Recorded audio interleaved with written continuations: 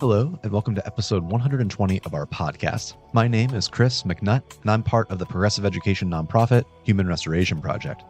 Before we get started, I wanted to let you know that this is brought to you by our supporters, three of whom are Connie Fletcher, Savannah Lay, and Ryan Boren.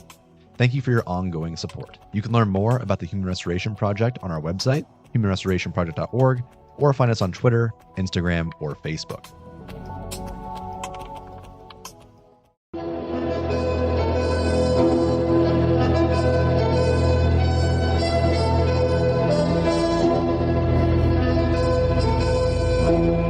On today's podcast, we are joined by Dr. Antonia Darder.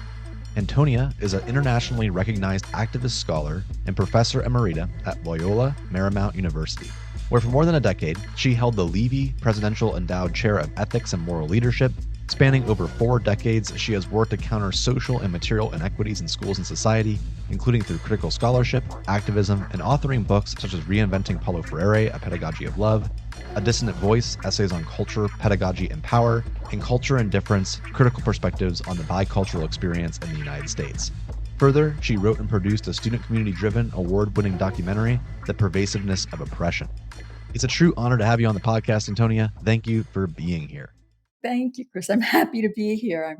I'm always, when we can get a chance to talk about, issues that are important and have a little bit of, of dialogue that often we don't, we get so busy in other places, but this is a great moment to just, stop for a bit and have a chat. So I like that. I figure we just open up with a broad question to frame what we're talking about. What makes you do this work? What's the purpose of education? What's really driving you forward to keep pushing for this work when it's so difficult yet so needed? I think, for me, it's so related to my lived experience. I mean, I grew up very, very poor. I grew up in very, very difficult conditions. I sometimes talk about my childhood being kind of growing up in a war zone, but in the urban war zone. And that, what I always felt was that there was something different. There's a different way for us to be able to live, and there was different opportunities that we were not having. You would, even if you saw the television, even back in the 60s, there was, our families did not look like, Donna Reed, that kind of stuff, right? The to Beaver. I was like, what?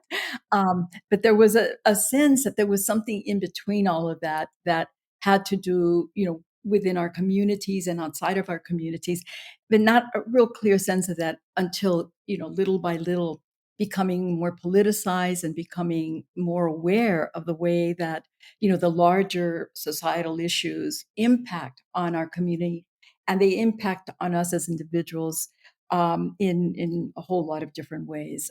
Particularly for me as a Puerto Rican, I was born colonized.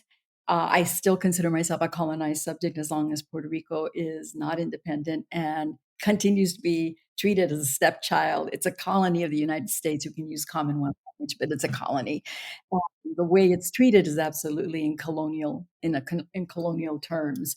And so for me, understanding myself from that context, but then coming to the States and growing up here and dealing with what it means to live in poverty, to go to schools, where there were some good teachers. Always there's some good teachers, but there were a lot of teachers who treated us, many of us, and I know I felt it personally, that somehow we were dumb, we were not intelligent, not capable. Somehow we were deficient, and there was no sense of ever engaging what was really going on in our lives, whether what was going on in our families, in terms of poverty, and what was going on in our communities and the lack of resources and access that we had. So for me, all of that became very fertile material, for me to learn and to grow.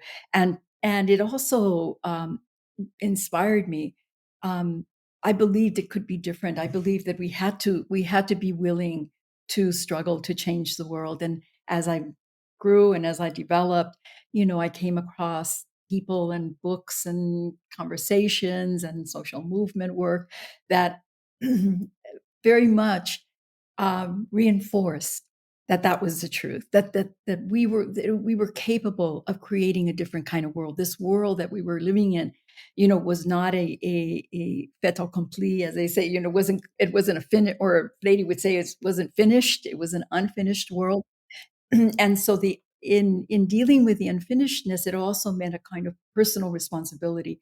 What was my responsibility in my work, in my life, in my relationships, to be able to um, contribute to making the kind of world that I felt that we needed and that I wanted for my children. That's a better way of putting my children, and later my grandchildren. I have had 5 granddaughters, so I see how things continue, and believe that in fact we have a role to play, as historical, subjects of history, as Freire would put it, and that we do that by understanding that our responsibility as subjects of history is not only in relationship to our own lives, but all the lives we touch, and that we live in an interdependent world, despite whatever is said, and so learning to work with others and to struggle with others became a really powerful impetus for me in my work.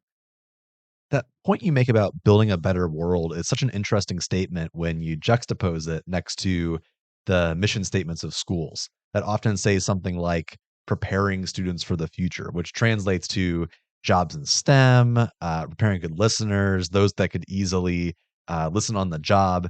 And to be more radical for a second, those who could easily be exploited, right? And that fit within that system. So therefore, it shouldn't be surprising, given the world that we see today, what happens when you explicitly focus on STEM, job-based career readiness, etc. Well, I think the first place we start is the purpose. What is our purpose for education? Why the hell are we doing this?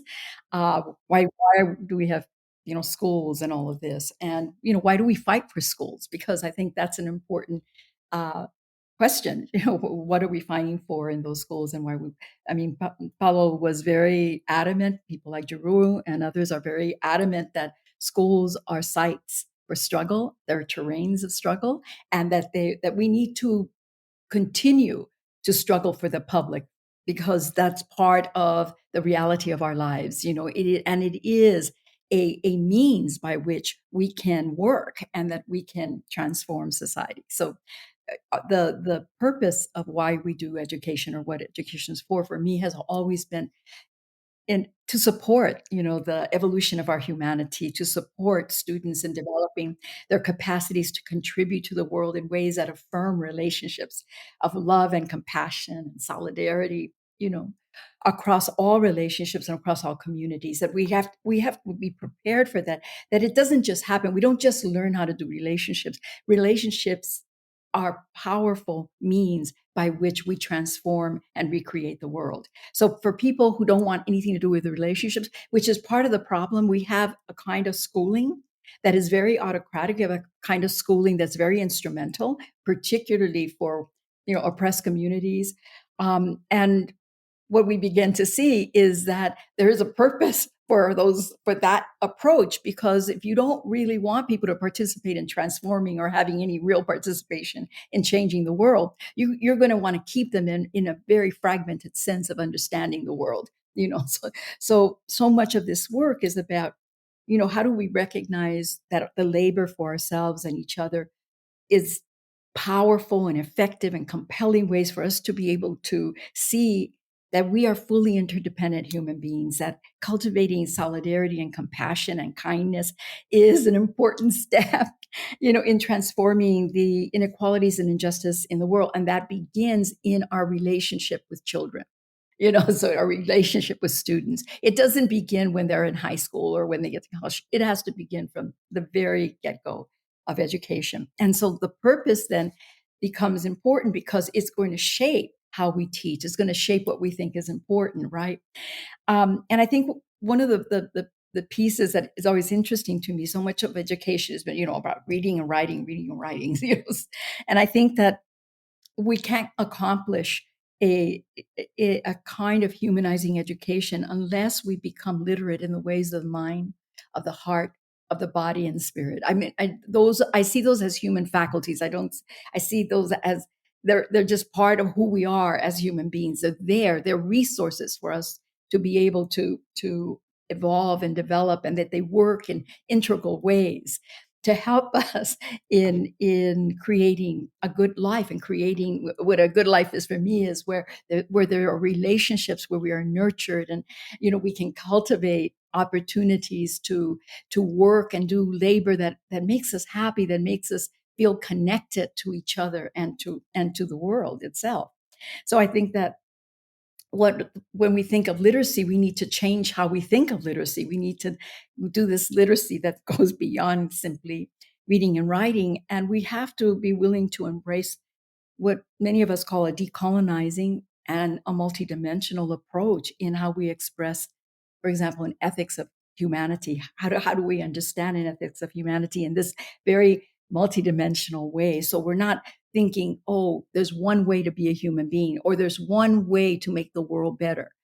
That's not what I'm talking about. What I'm talking about is creating a kind of dynamic context and dynamic reality that is anchored in relationships of love and understanding and compassion and true sense of caring for one another. We need to care about each other. And at the very moment that there are people that we don't care about, we need to ask ourselves in what way we are participating in perpetuating oppression out in the world. I mean, so there's this kind of dialectical relationship between understanding ourselves as individuals and understanding the world. I think that the other element that often is lost here and is really important to our work is that there is this kind of delicate ecological existence that we are a part of, and often that element is not even really brought forth in education or in the preparation of teachers. That we understand the classroom as an ecology, that we understand that everyone involved in one way or another is being touched and moved. It's not a hierarchical relationship where it's just a teacher doing, you know, having an impact on the students. And in fact, it is an ecological process, and that if it is a hierarchical relationship, the teacher themselves is being affected as well. In a sense, hardening their heart, hardening their sense of being the expert and the one who should have the power. They're being affected whether they want to see it that way or not. And of course, students are being affected in terms of how that particular system within a classroom is allowing them to have voice, or is giving them an opportunity to participate, or an opportunity to have, to really feel that they have some ability to move around the classroom, and to be part of creating the life of the classroom rather than the life of the classroom being created upon them.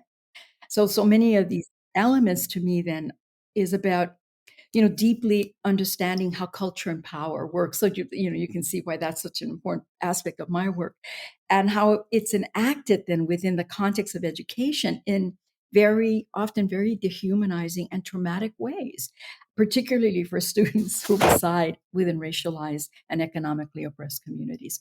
And I think that's one of the hardest things for teachers to come to terms with, that many of the things they think are good for them, they're doing it for their good, are actually very autocratic and actually re-traumatize students, or traumatize them within the context of education. Yeah, as opposed to preparing students for a better world and then diving into what exactly does that mean. Obviously, a lot of your work is inspired by Paulo Freire, as well as other folks in the critical pedagogy space. In Reinventing Paulo Freire, one of the books that you wrote, it really resonated with me because I read it after we had already founded our nonprofit, which is called Human Restoration Project. And the language of that book is just, I wish I would have read the book first, because our name could be based off scholarship and just not a fun, cool name. One of the chapters in the book is called Restoring Our Humanity, and talking about what that means. And it seems evident that restoring our humanity is linked to creating a better world. In the chapter, you use a terminology like revolutionary praxis, or a pedagogy of love, or a pedagogy of hope. What does that mean, or how do we build a better future through the classroom? Where do we start with that? Right. I think it's easier for me. If we can have a conversation, so I can kind of respond to what you're saying, because I think the point you're making is super important, and then I'll try to get back to it if I remember. You remind me if I don't. But I think that the point that you're making is an essential one, and one that often gets completely missed. There's still this attitude. I mean, the colonizing attitude of schools is that they are doing for the community. They are doing for the student. It's not, there's not a sense that there's a relationship here, and that the school is as much can be as much nourished and nurtured by what the students and the family and the community bring to the school. It always tends to be the going out, which is part of the problem. So then you have parents, working class parents. We have to understand that often what they're talking about is how they were educated. They were educated in that way. And they were told that, this is, doing your homework and this, and, following the rules and all of that. That's how you're going to get a job, and blah, blah, blah, blah.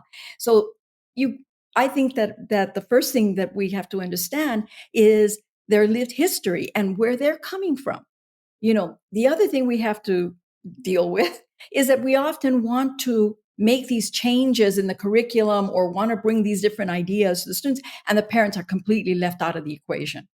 So they're never invited. There's never an in tandem kind of dialogue going on with the parents. So the parents feel, the parents are kind of put on the outside, and their only way to kind of reassert themselves into the conversation is to say, well, wait a minute, I don't know what you're doing here. And there's no engaging the parents in a way that helps them to see and also experience, not just by telling them, but actually experiencing how the kind of education that you're trying to do with their children is actually going to not only allow students to know how to deal with whatever the boundaries are in a work situation, but allow them to actually, have critical abilities, critical capacities to engage what is happening in their workplace, and to actually be able to transform it, or even to begin to believe that they may be able to do other things that are more in line with who they are, who that child is. Every parent, I've never known a parent, for example, who said they didn't want their kid to go to college. So that's a, but there seldom are conversations with working class parents early on in terms of preparing, children to become critical, so that when they go into university, they're able to really have an empowered sense of themselves, that they can, understand that they have the right to participate in their own learning. And it starts early on. So I think one of the pieces that your comment brings up for me is that we cannot ignore our responsibility to have communication, schools and community, teachers with parents, and that parents should not be seen as a stumbling block to children's education. Parents should be seen as absolutely needing and wanting to be a part of their children's education. And we have to create the avenues for that. Unfortunately, we're dealing with structures that don't often allow. They don't allow dialogue between parents and teachers. They don't allow dialogue between teachers and teachers themselves, right? And I feel that that often that structure, which is very hierarchical, very autocratic, it is done on purpose, because if people start engaging each other around common concerns and common,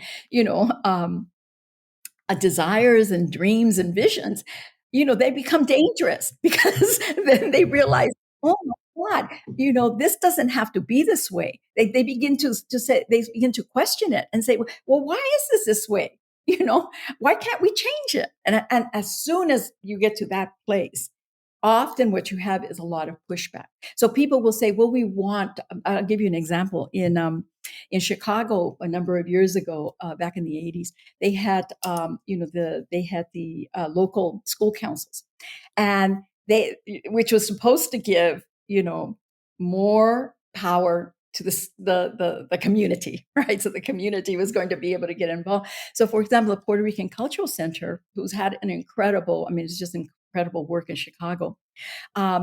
But they saw that as, okay, we're as a community, we're going to get involved in those local, school councils.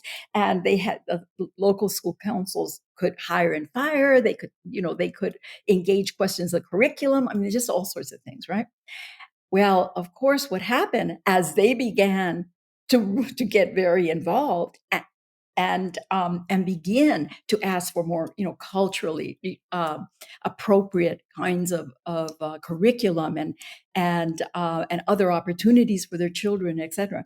That they got strong, and pretty soon, there was backlash. There was definitely backlash. And now, essentially those councils. I mean, that they had to restructure everything because there was so much strength that was being built. I mean, what people have done, of course, if they're just like, okay, we'll work another way, and they keep kind of moving. But what I'm trying to say is that the structure of schools inherently, as they exist, are not democratic. So we can talk about, democratic schooling all we want, but if we don't deal with the fact that we have structures that are, fundamentally undemocratic, then what we have to understand is the structures are part of what produce what happens. Because the structures also produce the relationships that we're allowed to have, whether it's between students, between teachers and teachers, teachers and administration, teachers and community, And I think that so much of our capacity to think more multidimensionally about how schools exist in communities. In addition to that, that part of what happens with parents is that there's all this talk about, the children, and trying, these new things with their children and stuff. But there's never a lot of conversation about asking the parents, what's going on in your lives? What are things that, what are you needing? How can we, as a school community, parent school community, address some of the other issues? And part of what happens with that is just the way it happens in the classroom, it happens out in the world.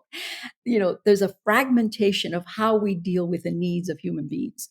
So, you're looking at health, and you're looking at health here in a very isolated way. You're looking, at economic development. It's over here in a very, isolated way. Seldom is there this truly multidimensional lens that helps us to position schools within a larger liberatory structure that would be necessary in order for us to create truly, just environments, just and loving worlds in which we could exist, and where we could begin to feel that sense of empowerment and participation, and find the ways in which then, young people come to recognize the world as theirs.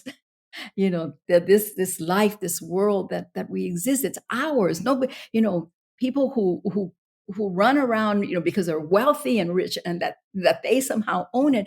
Part of our struggle is, how do we begin to feel, no, we own the world, all of us together, and begin to push back against those very hierarchical and privileged and very unjust, forms of life that have become just kind of second nature in this society. The point you're making about the flourishing notions of the classroom when you remove a lot of those barriers to learning, I think are very self-evident. I used to teach ninth grade, and of course, that was part of a new building for them. That's the high school section of the building. Our class was fairly progressive. Students had a lot of selection over what they were doing. They voted on curriculum. A lot of it was ungraded and project based, and a lot of it was social justice driven. Folks were learning about queer artists, Black artists, Indigenous artists, etc. And it's amazing what kids would do when they're exposed to situations that are open ended like this. The quality of what they do when they're working that interested them in their community is astonishing. It makes you want to come in every single day. However, there were also circumstances where the student or maybe their family didn't buy into those ideas about shifting those systems within school. There were many circumstances where parents would question our grading policy or our discipline policy. They would say that it wasn't robust or harsh enough. It wasn't harsh like a typical school would be. And it was worth noting that a lot of these concerns came from working class families. The argument being that the workplace, which of course is super dehumanizing, The workplace would need kids to learn this because that's just how things are. And we know that our work is rooted in helping students learn how to channel their energy toward changing that system. But that's a difficult narrative to someone who's working multiple jobs, who's struggling financially day after day, who wants a better future for their kids. It's a risk for them to invest in a school which may not be seen as, like, quote unquote, college and career ready. How do you then shift that purpose of school and have that discussion with families beyond just changing teachers' minds? You have to also help families and students be onboarded to this practice. Yeah, when you fail to see things in systems, it leads to a lot of banal platitudes about school in general. Things like you're talking about screen time, phone use, reading test scores, the ACT scores, things that could lead to probably better testing, sure, but it's not going to lead to meaningful change, especially for students at the boundaries where those things were often intentionally designed to keep people out. So of course they're not working. The case in point example would be poverty as a concept, right? So many educational policies are taken with the sole reason of helping students escape poverty, not recognizing that poverty is a political, it's a policy decision. It's not an individual decision that teachers will somehow solve. Fabric manufactured, I think, using, Chomsky's term. I mean, people don't want to believe that because even in their churches, it's like, oh, the poor will always be with us. Bullshit. Like, why? Why shall the poor will always be with us? We have the capacity to transform the way money is distributed. The way wealth is distributed. I mean, we have the capacity to do that. It is just that how we're educated and the ways in which we're in many ways channeled in life, because education becomes a kind of interesting, you talk about tracking within school, but it's more about tracking beyond schools that we need to look at. Like, I remember I was at some event, and it was, oh, what was it, The Princess Bride. My kids love The Princess Bride, that film, right? So it was the director. I mean, this is one thing as you start getting old at 70. Sometimes I forget the names, but the director. Oh gosh. Anyway, the director and I can't remember. It was a writer of the Rob script, Reiner, or I looked it yeah, up. Rob Reiner. Thank you. Rob Reiner was, and someone else, right? And so what was interesting is that both of these guys are having a conversation up in the stage, and and different things about but what starts to come out is that they both come from families, wealthy families, and who were in the business. And then that just clicked with me. And then I started to think about this, and I started to look how, different people get positioned. And I realized, my goodness, whether you're talking about attorneys, whether you're talking about, the film industry, actors, educators, there's a tendency for people to follow in familial lines at levels that we don't acknowledge. We pretend, oh, like you can be anything you want. No, no, the truth of the matter is some people actually have a head start at that, because of the experiences and the opportunities that their families, provided for them. And so I think, I think yeah, right. But, it works on all sorts of levels. And so knowledge then, there's an interesting way in which the knowledge gets tracked from the get-go. And so if we really wanted to begin to open that up, we'd have to begin to see why is it that certain people end up are more likely to be able to follow certain um, paths in terms of work, and others are not, or opportunities and others are not. Those questions become important. And then of course there's always the stuff that have to deal with, when people are like, oh, well, you grew up so poor, and you and look at you. And I'm like, I'm damn accident of history. There's a few of us that we just happened to somehow be in the right place at the right time. But rather than taking that on and feeling like, oh yes, of course I could do it. So if I, and it's just bullshit. It's like there's relationships and realities and conditions, the best conditions that are there that have an impact on our lives. It's not just what's happening individually in our head or in our own little life. we are linked to all these, other conditions that are at work that are having an impact on our lives. And I think that it is a way of thinking. It's a different way of thinking about the world, but I believe it's the way we need to think if, in fact, we are serious about wanting to create a better world, a more loving world. We have to deal with aggression. For example, within schools, there is so much aggression. I mean, and people don't, because an autocratic form of education, inherent in that is an aggression, because it requires, in order to maintain the structure, unequal, uneven, right? There's going to be ways in which there's just an aggressive kind of pushing back anytime someone wants to get out of there. So like when teachers try to organize so they have more to say about what's going on in their classroom, you see it immediately. You see it immediately. Or students, it's a very interesting kind of process, but it has to do with the manner in which also aggression happens in some subtle ways, and I think it happens in the classroom by the way that kids are talked to, or teachers trying to be funny, like they're going to be funny, and then they make fun of students, and it's like, oh, they can take it. I mean, there's a lot of bullshit ideas. There's no other way to put it. Just ridiculous ideas about how to be with students that is just absolutely shameful and disgraceful. And yet teachers are taught, are somehow given the green light to persist. They're not called on them. So, I've heard teachers yelling. I've come to the belief, and part of it is the hard work that I've done internally, which I believe teachers have to do their own internal work, because we all get triggered. Kids, a kid can trigger us. That we need to take responsibility as the adult in that classroom, or as the person who is there as a teacher has a responsibility to facilitate the well-being of kids.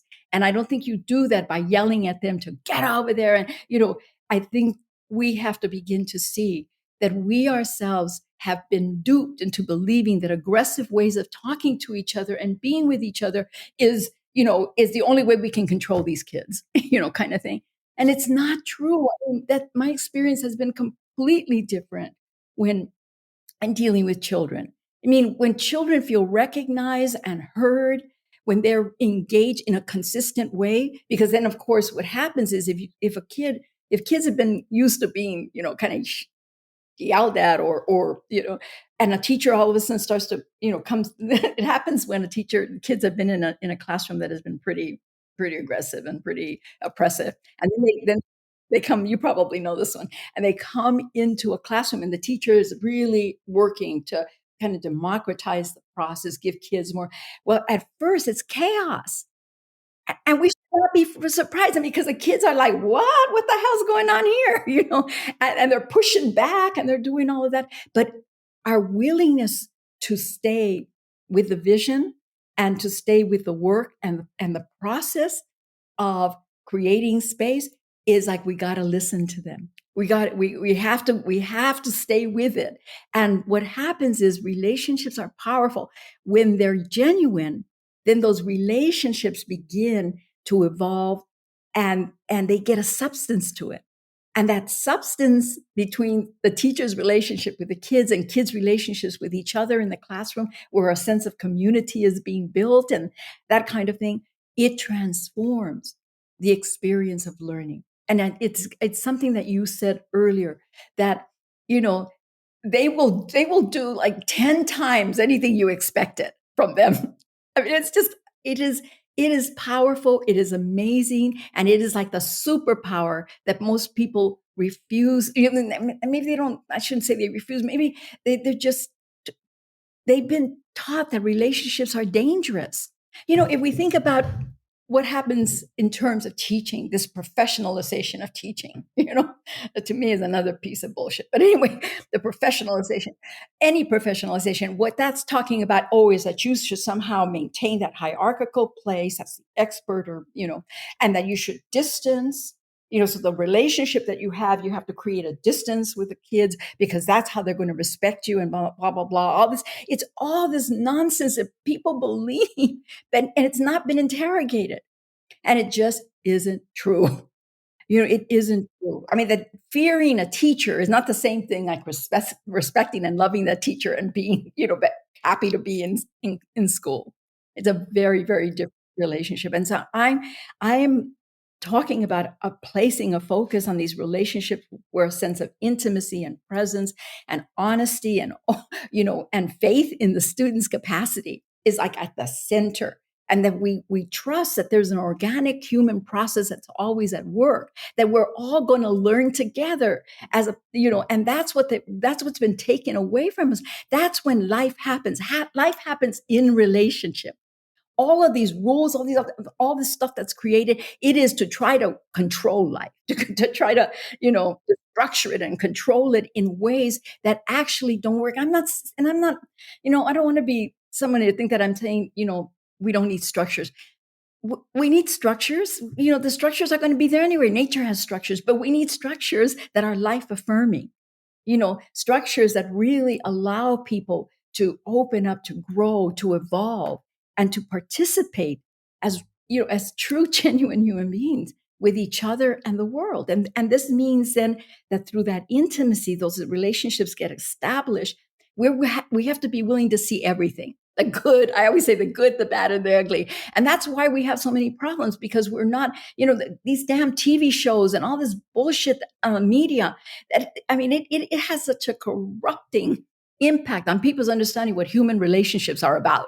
They don't happen, and I'm sorry, love does not happen in 45 minutes or an hour and a half. And that's not the way it happens. Or, friendship doesn't happen that way. There's this like, craggy paths we have to go through together. And it's because we go through together, we labor in whether in the classroom or in the community, we labor together for common goals and common desires and needs, that we come to understand each other.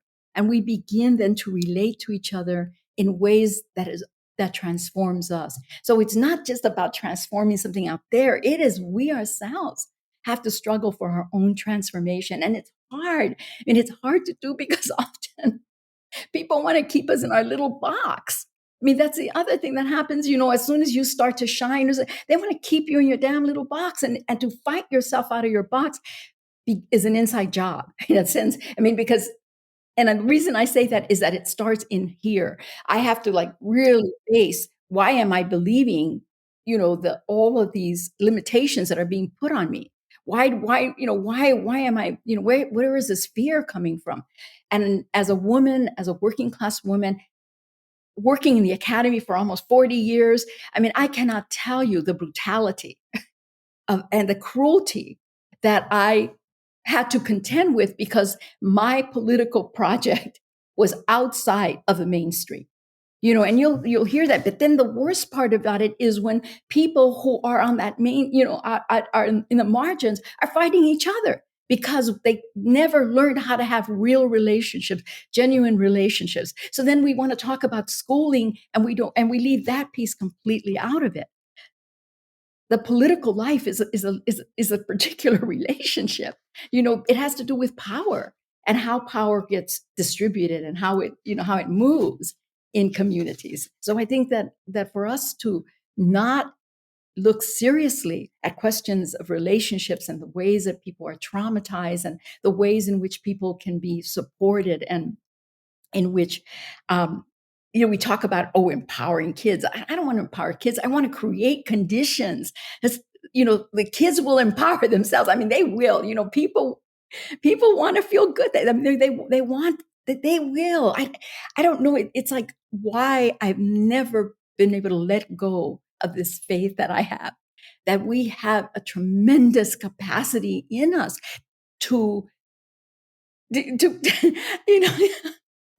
I'm sorry, but it's just, there's always this sense like we have to be, they have to lead us like with a ring or something. They have to, or leash, or they have to whip us into submission, and what we're doing is we're fighting. We have to fight. We have to fight that. It's all lies.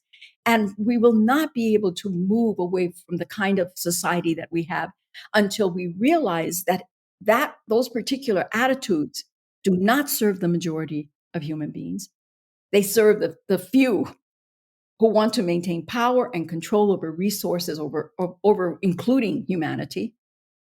And the only way that we will be able to move forward in a different way is by refusing to remain in those limited, definitions that have been created for us, and be willing to really step into the fact that we as human beings have enormous potential, enormous superpower that is tied to our capacity to build solidarity and relationships and community with one another. And that's, that I would want every student to come out of my classroom, you know, being revived in the sense of understanding that communities, that we can build different kind of communities, and that communities begin with ourselves and our, how we show up, how we're present, and our willingness to love, not to be afraid of loving. And yeah, you're going to get hurt. Yeah. But if we have real community, we support each other through those pains and through those struggles. That's what the kind of solidarity that we need. And so in the classroom with kids, for example, you know, creating the kind of environment where they begin to support each other. And you know that it's possible. Many of us know it's possible because we've done it, and we've done it with students at different ages. So it's not, oh, they're too little. No, little kids, university students. There's something about our capacity as human beings to respond to love. I mean, it is a political force that Freire understood. And when the greatest, moments of social movement happen, is that somehow in those moments there is this kind of arrows, this kind of love that is felt and that unites us. What is very hard is to sustain it, because the structures all around us are doing everything they can to annihilate that level of connection and community between people. I mean, to me, that's the power in having conversations like this. So I reread Rethinking Paulo Freire yesterday in preparation for this podcast. And there's moments I'm going through that, and it's illuminating. It's reaffirming that I'm not a crazy person. There are real ideas and other people out there that think the same way. Sometimes when we're talking about systems, it can almost feel conspiratorial or outlandish. A lot of that's because we were programmed in school to think that the system's working, right? The hidden curriculum of school establishes that because I got good grades, that other people deserve to be worse off because I worked hard and they didn't. That kind of stuff. And as you were saying too, the media, the canonical nature of what's taught in schools is backed up by almost modern day Horatio Alger stories. Like you go on LinkedIn and every post is about how someone picked themselves up by their bootstraps. They became successful. So therefore you can too. Or even the literature that's fed to us in schools that feeds us a popular narrative. The book about the kids stuck on the island and they're trapped. Lord of the Yeah, Flies. Lord of the Flies. Yeah. Where they found the actual thing the book was based on, and the kids were getting along just fine. They helped each other push through to escape. And it seems like ultimately, when you find people outside of these assumed structures and systems, that people tend to be naturally good. They tend to help and assist each other. It's the systems that get in the way that cause greed, individualism, the myth of meritocracy, which is just as problematic as our education system is in general. I guess the last question would be something I was thinking about when you were talking about escaping these systems as a teacher, parent, student.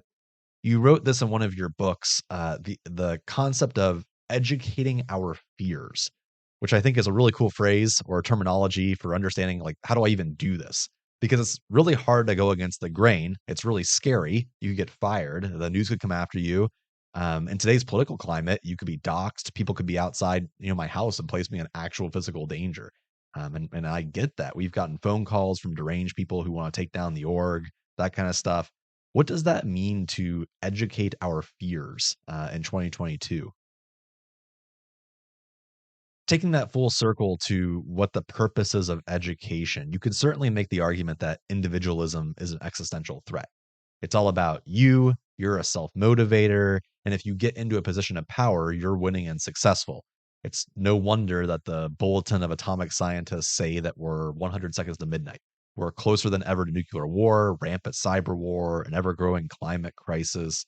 All of those things have the same thing in common. They're all STEM related. You make the most amount of money really in those kind of careers. but the problems aren't being solved. They're getting worse. Because at the end of the day, if that's all that I care about, why would I care about what's going on in another part of the world? Or why would I care that these problems aren't going to matter to me first? They're going to matter the most to poor people. It's not my lived experience if I simply just focus on STEM, making money in college and career prep. That grand reimagining of the education system is very much in line, to be grandiose, saving the human race, which is an obvious, it's a huge thing, but it's empowering as a teacher to consider that when I go into the classroom, it's not about just helping kids learn, but ensuring that we build a better world together. That's purposeful. It gives me a reason to push forward and do this work. So we're in a time right now, and so many folks are burning out faster than ever before. That's partially due to that. That makes me think of one more thing, which is that point you just brought up, meeting up. Part of the theory of change of our project is that we're in a time of connection like never before. Because of social media and other virtual spaces, it's only a click away to stay together in this movement and connect with like minded people for support. The growth of online virtual spaces can be used for evil, but also for good. It's a resounding, reverberating space for impact. I think about the free schools movement in the 60s and 70s. They were doing a lot of awesome work, but ultimately it was so localized, there wasn't enough attention called to it at large, and a lot of people were working against it. So it phased out over time. I think establishing that idea today is easier. It's not easy, but it's easier because you can meet with other folks online, other like minded people. You can access information quickly and realize you're not the only person thinking this way. That's what gives me hope, is leveraging that technology to reimagine education and come together and make change. I think I mean it's interesting because we always want to kind of historicize and what does it take now? I mean, what I think it takes what is always taken, which is you know to to come to a place where we understand our fears are linked to our experiences that caused us to believe in that fear. There are experiences that say, you should be afraid. Don't go through that door because, if you go through that door, the boogeyman's going to eat you or whatever. But I'm playing with that as a metaphor, but we get a lot of those kinds of messages. We give them in education. Well, if a student is not doing well at such a point, that means that they'll never go to college. Yes, that's just ridiculous. Oh, if they didn't learn to read by the time they were, 13, they're never, they're going to be illiterate. I mean, these are lies or lies, and certain people, make a lot of money by perpetuating those lies. The rewards and punishment stuff that goes on that is actually feeds into fear. Rewards and punishment. Don't do that because you're going to be punished. And so we have to understand that a punishing culture is an aggressive culture. It is a culture of conquest. And it is the manner in which a historical culture of conquest, which is what schools are part of, that colonizing culture, it's perpetuated. And so we begin, as we understand then those relationships that they have to do with the manner in which we are placed in these subordinate contexts, then we begin to see that the only way we can transform those, and in fact the only way that we can deal with our fear truly, is both to understand where it originates within us and how it gets triggered, and to understand that in order to engage with that fear in the world, we need other people.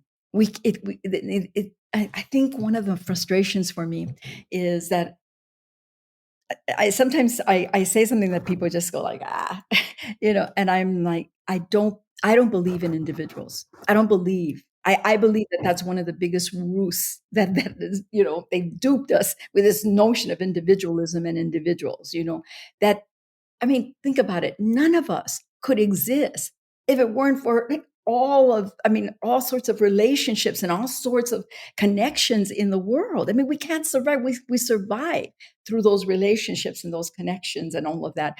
So to teach people that, oh, you're an individual, like, and it's back to your comment about the Horatio Alger story. It's like, oh, to see yourself that way, then what it does in many ways, it reduces your capacity for compassion of others. Because if someone in your same situation, it fuels a kind of egoic drive and an arrogance about who you are. And I believe that has so much to do with so many of the problems, why relationships are so damn difficult, because in order to have a relationship, you have to be willing to want to relate and allow yourself to be close. It's the same thing like a teacher. The best teachers are the teachers who are close to themselves. They're not afraid to be close to themselves and are afraid to be vulnerable. And the consequence is they create relationships where the students feel close to their teacher, like even long after, they're not even in the classroom anymore. They still feel a sense of love for that teacher. And that's because that teacher allowed them to come close. When we come close to each other, we can deal with our fears together. Not as individuals, because we understand that the fears that are out there, or the fears that are generated, they have been generated deliberately as forms of suppression, and often when, we have to look at parenting, for example. I mean, there's issues around parenting that in the same ways that teachers perpetuate aggressive ways of being and perpetuate ways that perpetuate children's fears, parents do as well, thinking that you're doing it for their own good. We have so much work to, to do. But I know that for myself, if there weren't other people in my life that I trusted, that I felt I could have intimate relationships with, that when I do feel afraid or I'm struggling, that I can really open up myself to them, and I know they're not going to judge me. I know they're always going to see me as me. And I know that they love me and they have my back because they know that I love them and I have their back. That when we build those kind of relationships, then the issue of fear just becomes, oh, okay, it's just fear. We're afraid. Okay, right now I'm really afraid about this or that. We can engage it because we know that love and relationships of love and caring and solidarity are far bigger than any fear than any of us could have. I mean, there's so, our relationships of community and solidarity are so much greater. And I think it's one of the lessons that students can learn when we create a real community in our classrooms, where they begin to see that by helping each other, we're all moved, in different ways, in ways that make us happy when we're working together, in ways that actually open up. It makes us learn more. We learn more. We are more open to learning, right? Because the construction of learning happens more organically and, and more with more fluidity. And that's when we really see learning happen. And part of the reason why little kids learn, so they can learn things that adults have a hard time learning, it's because we've lost that capacity. We've lost that capacity for fluidity, that organic capacity to enter into our learning, in a more free way. We have, all these complexes that get often created by parents and teachers who didn't, they thought they were helping us, but they really were not. And then you spend a lifetime trying to, overcome the fears or overcome the trauma. Thank you again for listening to Human Restoration Project's podcast. I hope this conversation leaves you inspired and ready to push the progressive envelope of education. You can learn more about progressive education, support our cause, and stay tuned to this podcast and other updates on our website at humanrestorationproject.org.